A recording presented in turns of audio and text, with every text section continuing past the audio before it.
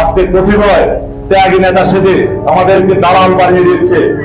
আমি তাদেরকে প্রশ্ন করতে চাই, যদি আমরা দালাল হই, গত 17 বছর মাঠ পর্যায়ে যারা যুদ্ধ আপনারা করেছেন, আপনারা ফেরিবাজারে মিছিল মিটিং করেছেন, আপনারা কি ফেরিবাজার দালাল তকমা দিচ্ছেন? রাস্তা যেমন 10-15 জন লোক মিছিল করেছেন, আপনারা তো এগুলো কোথায় ছিলেন?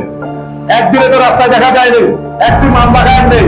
আমরা 57টা মামলা খেয়েছি, শত শত দিন নিষ্ক্রিয় হয়েছে, শত শত পুলিশ আমাদেরকে বিতাড়িত করেছে, গ্রেপ্তার হয়েছি, পুলিশ দ্বারা গ্রেপ্তার হয়েছি।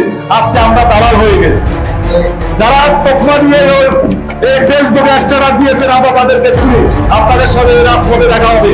কে দালাল ছিল, কে প্রতারক ছিল, কে অর্থ উপার্জন করে এই শহরে মামলা বিক্রি করে শত কোটি কোটি টাকা কামিয়েছেন। উনি রাজপথে আমরা সংগ্রাম করেছিলাম, আমরাই যুগকালের গডফাদার মুখুদ্দিন সম্রাটের বিরুদ্ধে আমরাই যুদ্ধ করেছিলাম।